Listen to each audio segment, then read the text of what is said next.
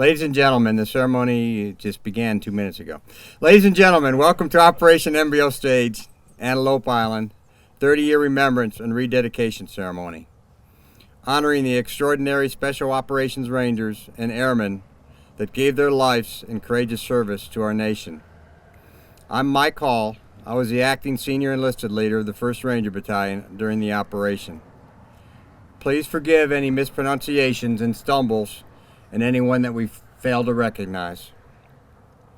On Thursday, 29 October 1992, 4 MH-60 helicopters, 2 U.S. Air Force MH-60 Pavehawk helicopters assigned to the 55th Special Operations Squadron from Eglin Air Force Base, Florida, and 2 Army MH-60 Blackhawk helicopters assigned to the 1st Battalion, 160th Special Operations Aviation Regiment from Fort Campbell, Kentucky, departed Hill Air Force Base, Utah, as part of a large Special Operations joint training exercise en route to Michael Air Force Base, Dugway, Utah.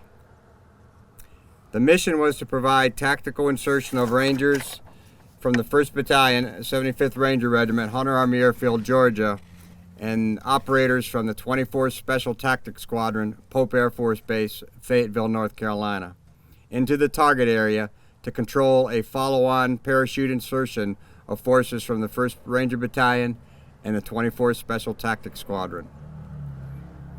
The mishap aircraft, U.S. Air Force Pavehawk call sign Merit 84, was the number 4 aircraft in the formation with 4 crew members and 9 operators on board.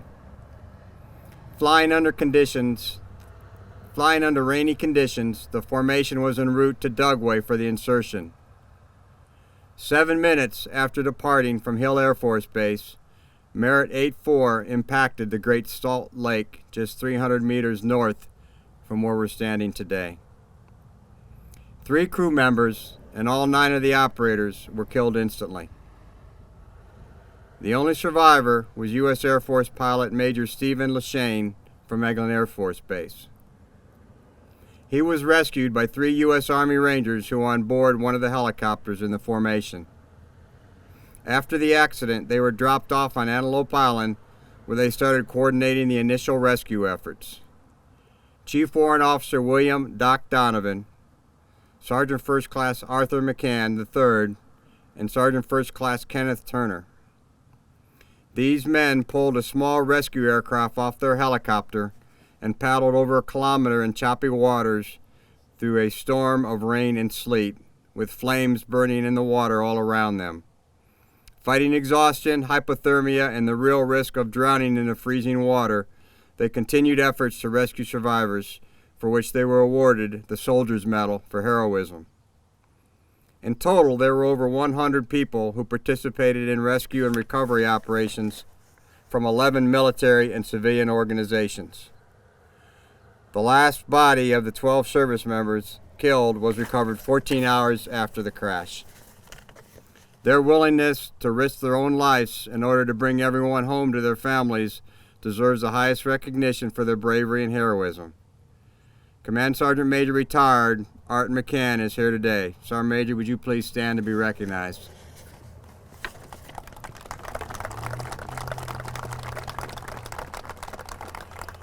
I believe we have some other folks here that were participating in that rescue operation too, if you'd sort of wave your hand.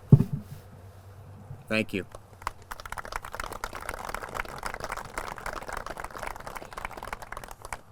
This memorial was created to serve as a fitting location for honoring and recognizing the sacrifices of these men.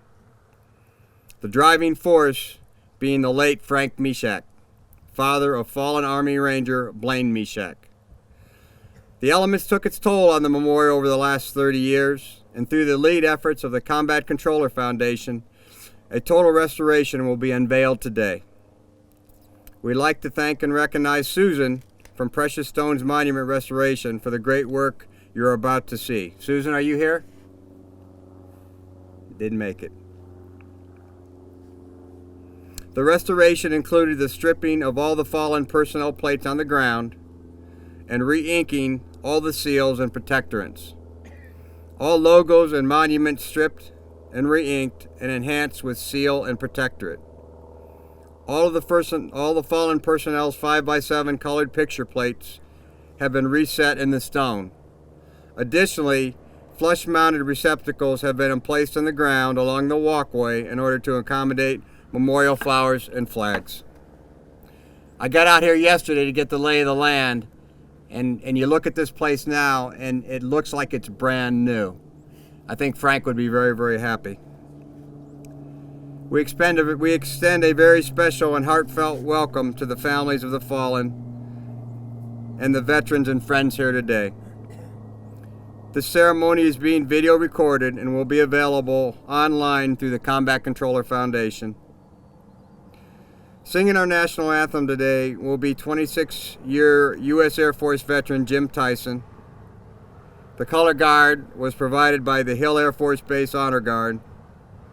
U.S. Air Force veteran Mr. Paul Capt is the commander of the Utah Combined Veteran Honor Guard and will perform taps and a service medley. We sincerely appreciate the support of the active duty units at Hill Air Force Base, the 75th Ranger Regiment, and the 24th Special Operations Wing, and bagpiper Michael Gibbs. Please stand and render proper honors for the singing of the national anthem. Mr. Tyson.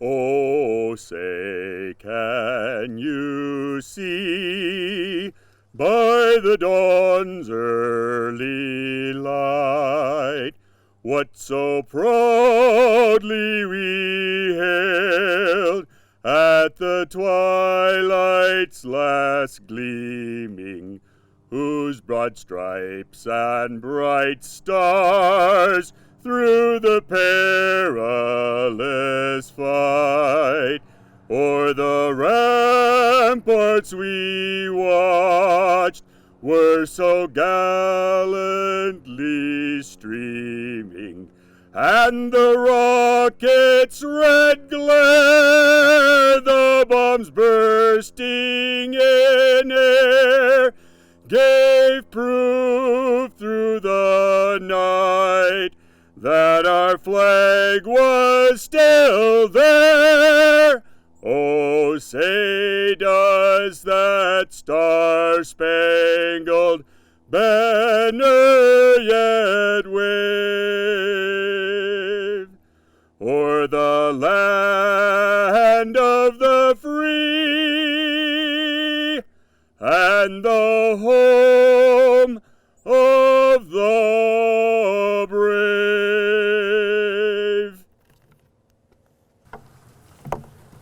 Just before I offer this prayer, I'm going to take a moment of liberty for some comments. They'll be brief.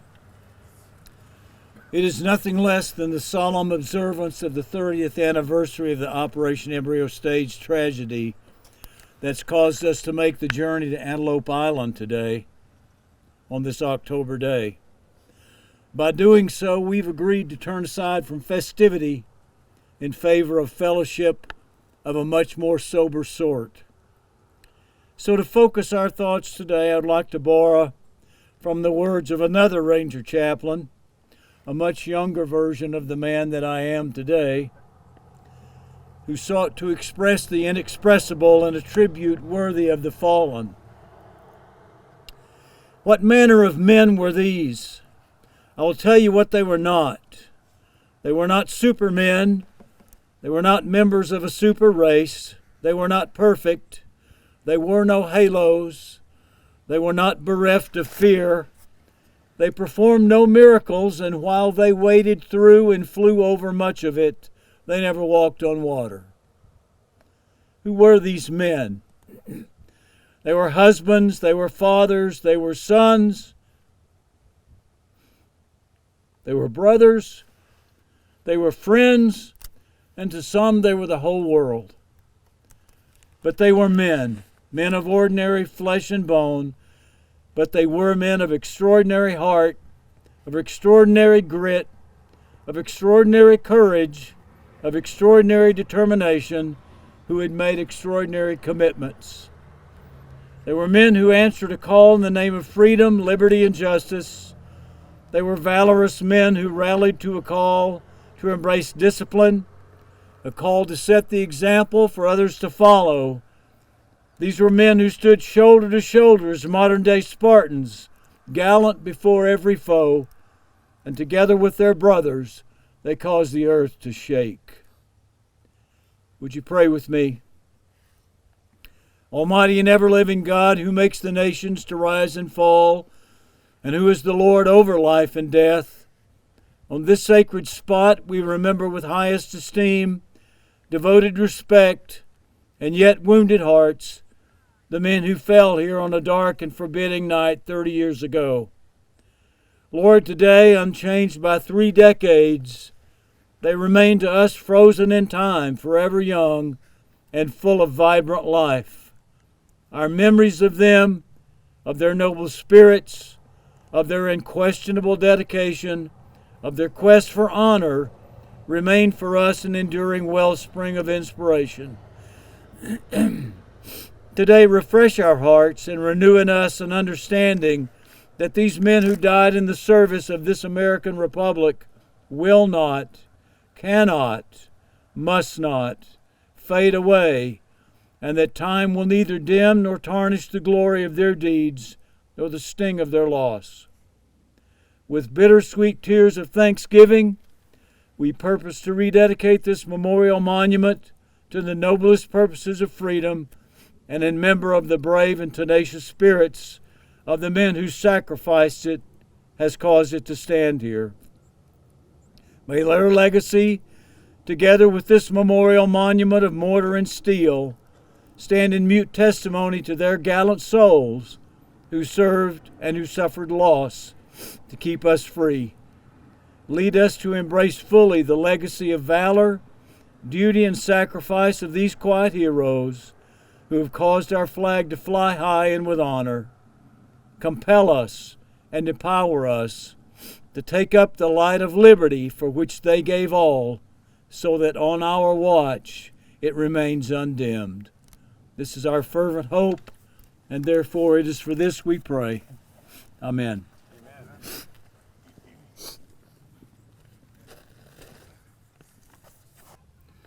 As I call your name, if you would at least raise your hand so we know we can recognize you.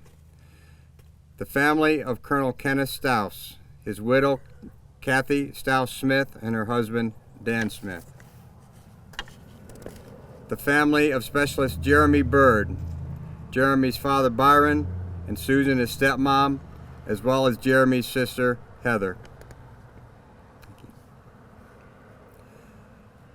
The family of Blaine A. Meshach, Sister Sherry Webb, Sister Jackie Meshach Van Ginkel, and her husband Larry. From the 3rd Battalion, 75th Ranger Regiment, the family of Colonel John Keneally, his brother, Lieutenant Colonel retired Robert Keneally, United States Air Force, and sister-in-law Louise.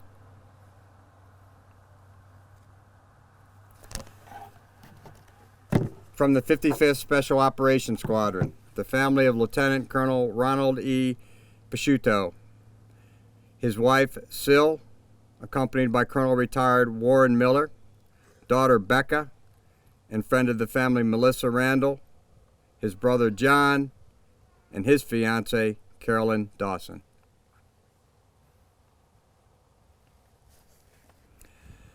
Not physically with us today is the family of Sergeant Philip Kessler.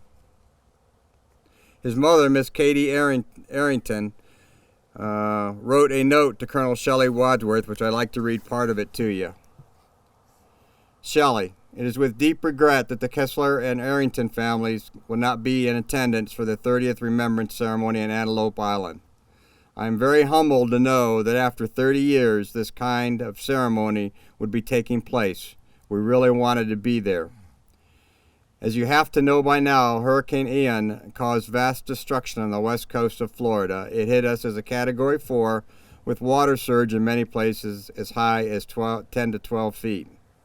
Several coastal communities were hit exceedingly hard, and hundreds of people are now homeless. These challenges have placed me in my position as the mayor of the village of Estero and my presence here is important to the coordination of our efforts to return to a normal, vibrant community when we once were. Thank you for everything that you have done. Everyone in attendance on October 29th will be in my prayers. Sergeant Philip Kessler loved his job. He absolutely loved what he was doing. We loved him dearly. We are extremely proud of his short life on earth, and that others continue to remember the tremendous loss that our 12 different families have experienced over the past 30 years. God's blessings to you and all the families who could or could not attend. Warm regards, Kathy. From the 23rd Special Tactics Squadron, the family of Derek Hughes, his daughter Angela Smalls. From the 24th Special Tactics Squadron, the family of Mark Scholl, his daughter Kathy Scholl Stout. There we are. Did I get that wrong? Remember my disclaimer up front. Sorry about that. I'd also like to recognize the other veterans of the operation here to honor their families. Thank you very much for being here. Ladies and gentlemen, it is my great pleasure to present recently retired Lieutenant General Brad Webb, who will say a few words.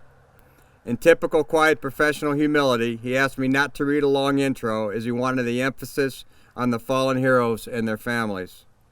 But a few things stand out about General Webb that are important to us in the Special Operations community.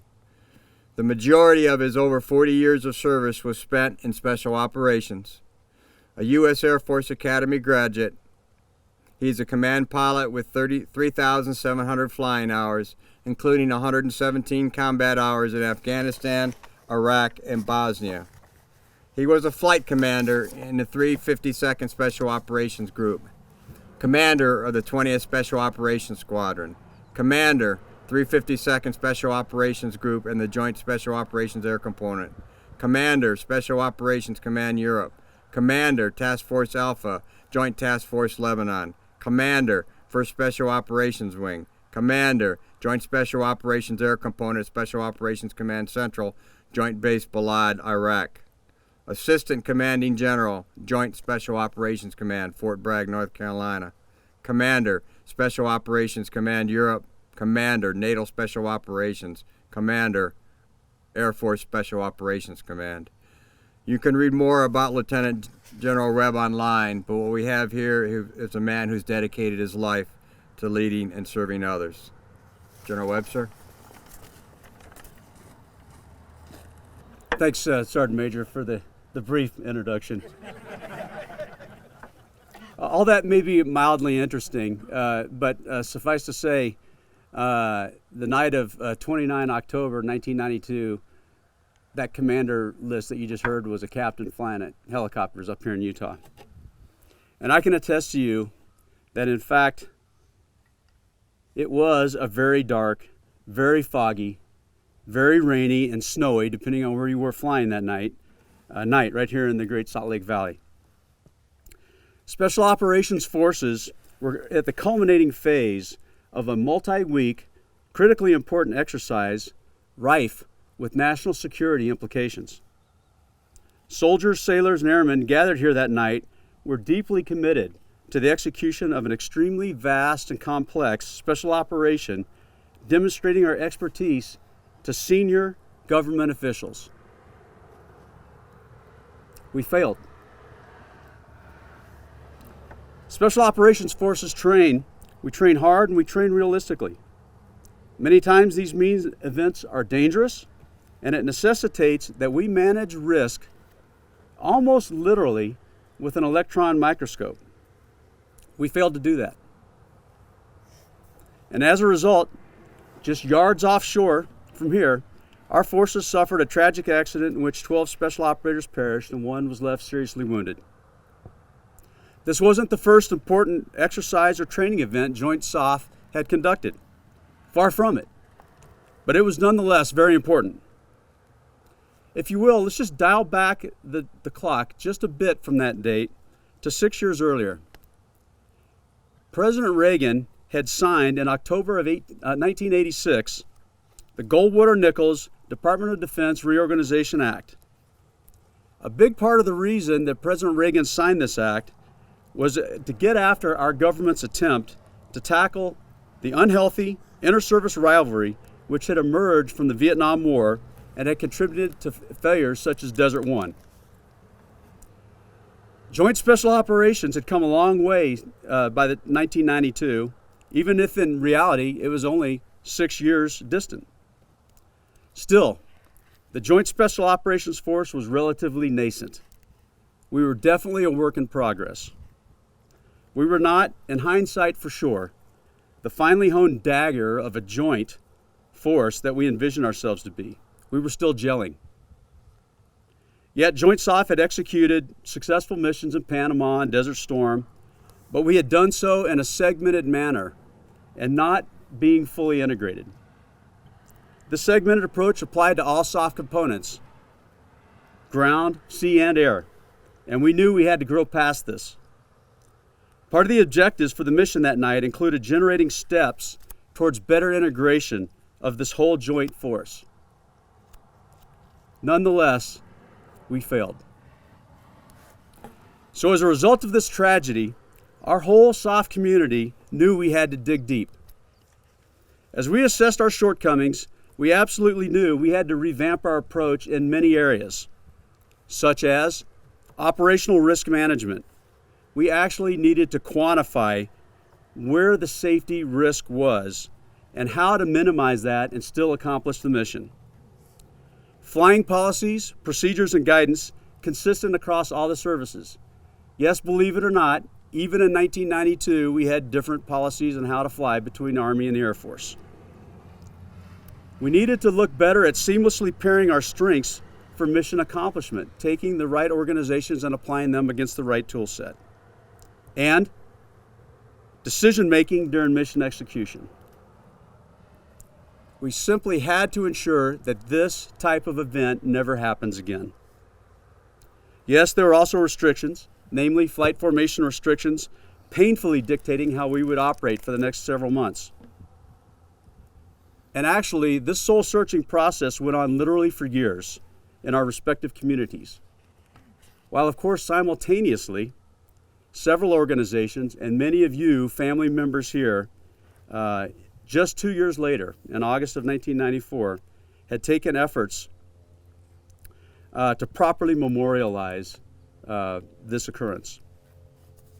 The U.S. Army Ranger Association, the 75th Ranger Regimental Association, the Three Rangers Foundation, the Gallant Few, Sua Sponte, Hard Rock, Charlie, the Combat Controller Foundation, and the Air Commando Association all assisted with the lead of the family's efforts to erect this memorial that we see before us. How fitting a location and a structure is this?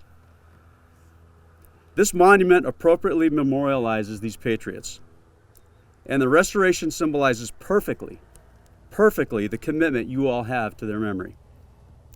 While it is important for us to focus on the lessons learned, it is even more important that we not forget and in fact memorialize those that have literally given their all for a righteous cause, the defense of our nation's liberty.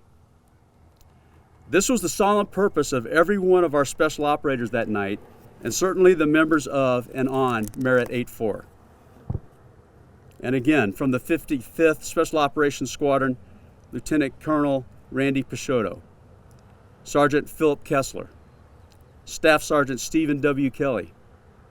From the Rangers 1st Battalion, Lieutenant Colonel Kenneth Stouse, Sergeant Blaine Mishak, Specialist Jeremy Bird, Sergeant First Class Harvey Lee Moore Jr.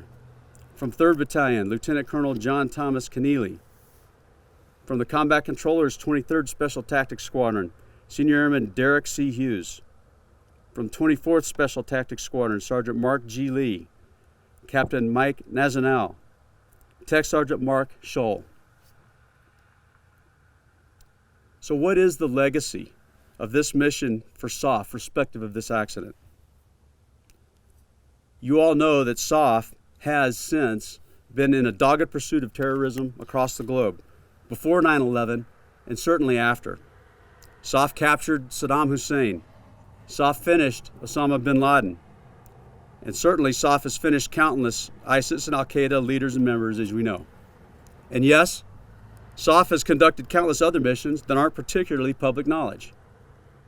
And so today's extremely professional SOF force attributes this mission, and most importantly, these men, again, with finally honing that dagger that exists in the SOF force today.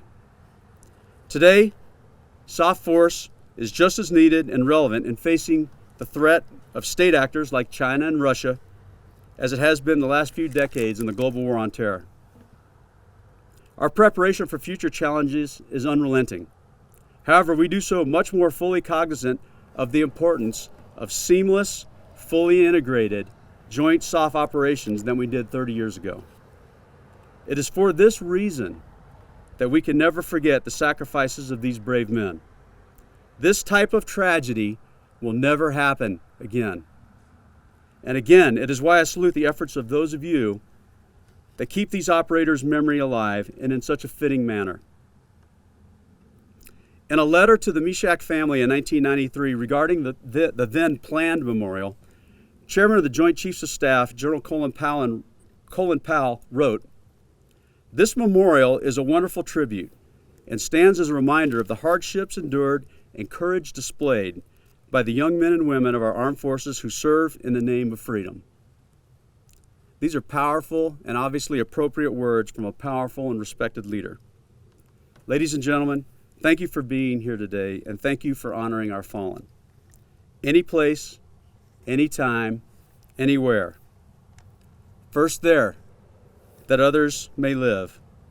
Rangers lead the way.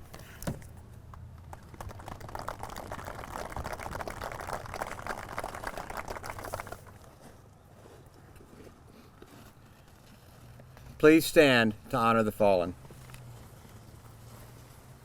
The refurbished monument will now be unveiled by Sergeant First Class Carl Dice from the 75th Ranger Regiment and Captain Joseph Champagne from the 24th Special Operations Wing. Detail, please unveil the refurbished memorial.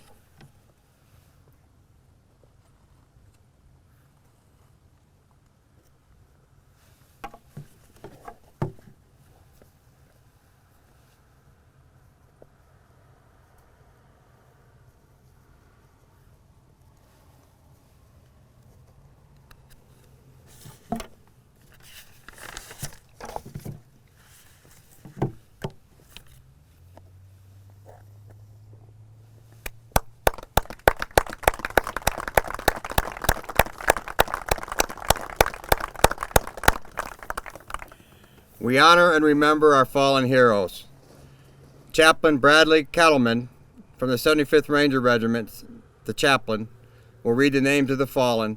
Staff Sergeant T.J. Fallon will honor our Rangers, and Chief Master Sergeant Retired Mike Ramos will honor our Special Operations Airmen.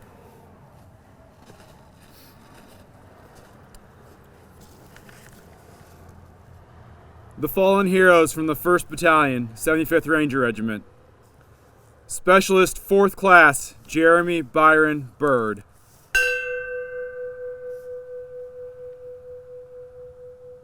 Sergeant Blaine A. Meshach.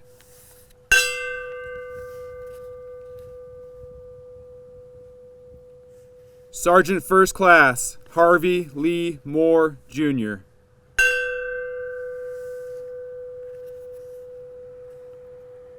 Lieutenant Colonel Kenneth W. Stouse.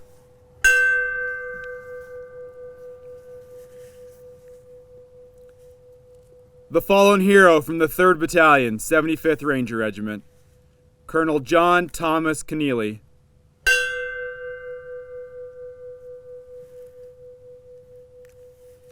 The fallen heroes from the 55th Special Operations Squadron, Sergeant Philip A. Kessler. Staff Sergeant Stephen W. Kelly.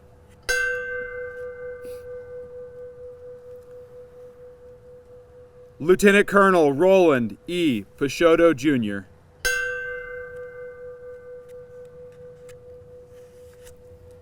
The fallen hero from the 23rd Special Tactics Squadron, Senior Airman Derek C. Hughes.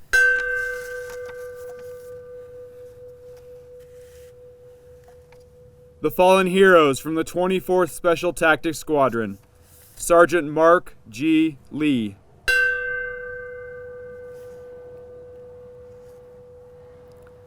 Tech Sergeant Mark Scholl.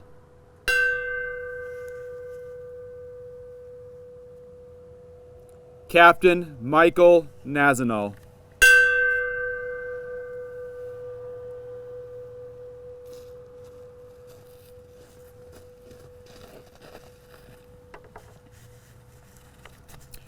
The laying of the wreath is a time-honored tradition.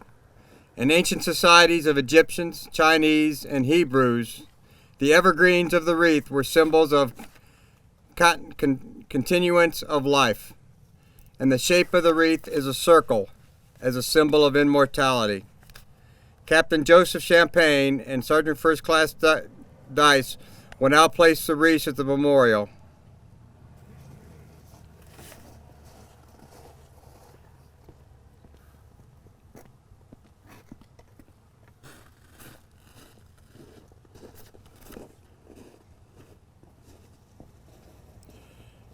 Ladies and gentlemen, please remain standing for the playing of taps. Mr. Caps, if you please.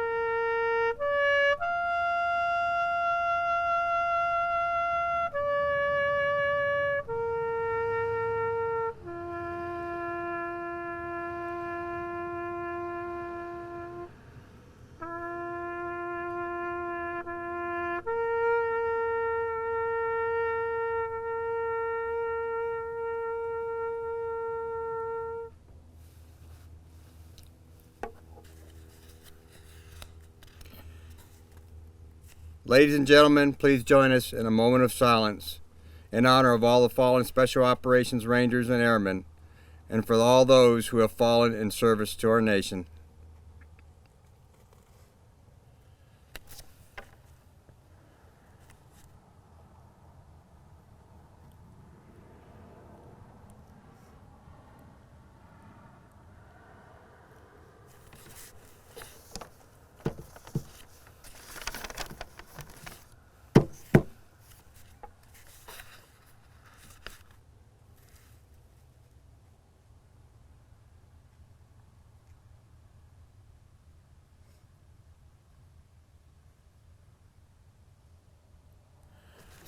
May God bless them all.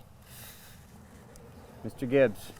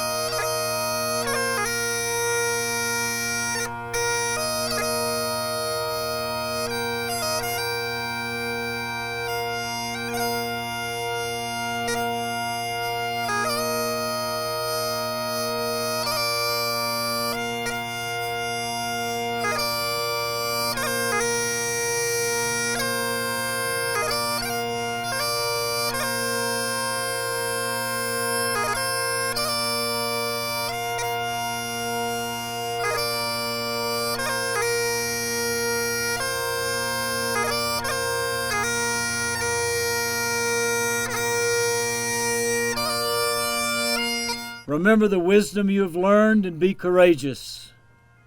Pursue excellence in all things. Cling to that which is good. Resist evil always. Strengthen the faint-hearted. Lift up the oppressed. Defend the helpless. Honor God. Fear no man. Above all, love and serve the Lord. Amen.